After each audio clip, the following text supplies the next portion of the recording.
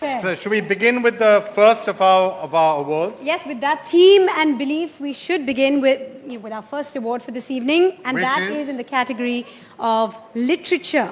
Literature. So let's now invite onto the stage Kailash Kher, eminent singer, along with Amish Tripathi, famous writer of the Shiva trilogy and son of Vishwaku, to come and present the award for literature. We dedicate these awards to the women, not just the writers of immense popularity and acclaim, but also to those who are creating new forms, regional polemics and identity, reviving lost literature and creating platforms for contemporary expressions. Let's take a look at the nominees in the category of literature.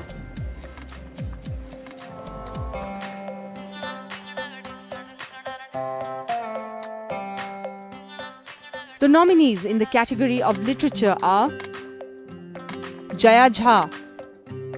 She supports struggling authors, post, publish, print and sell books at a drastically reduced cost. Sreemoyee Piu Kundu. Her book, Sita's Curse, is India's first feminist English erotica novel, creating a dialogue about shame, inhibition and sex. Ruby Hembrom. She has created an archiving and publishing platform for Adivasis that revives Adivasi literature. Anuradha Roy.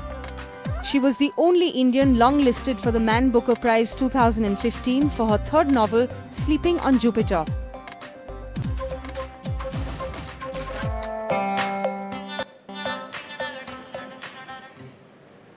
And the winner is Sreemoyee Piu Kundu.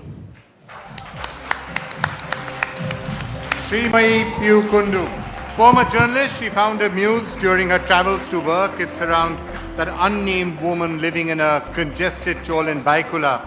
And she found herself weaving her novel onto the celebration of the body, of sex, and the unacceptability of women's sexuality in our society. So Sreemoyee, many congratulations.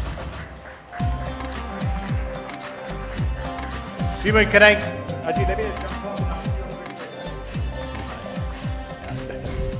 Before we ask Sreemoyee any questions, can we have a quick AV on all that she's about and why she's won this award?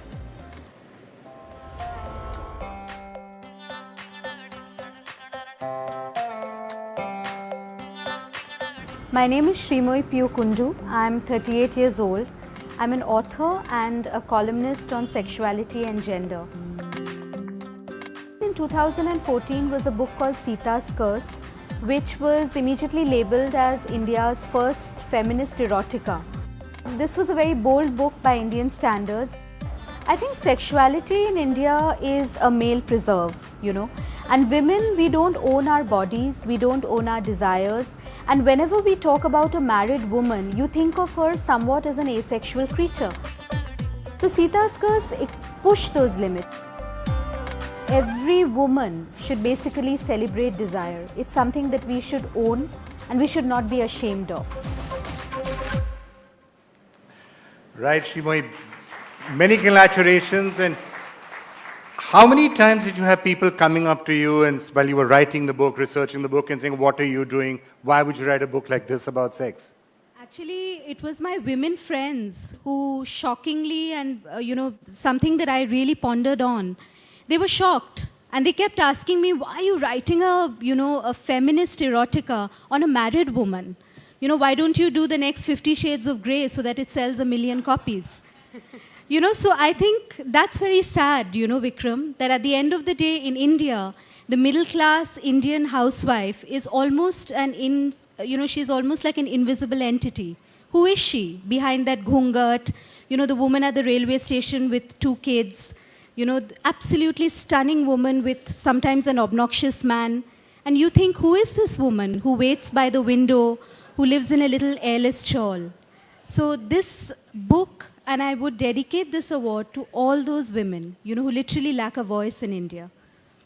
I was just going to ask you, how easy or difficult is it to celebrate desire? That's very beautifully put in a country like India. There's a line in the book, Mandira, which says that, where the character Meera Patel, who's incidentally a Mumbai housewife, she says that, we don't need to be loved, we need to be desired. I think women need to, we need to make that critical difference, and we need to really own our sexuality. I think that's what the book was about. Well, congratulations. Thank you for that. On behalf of all the married ladies here, we say thank you to Sreemoyee.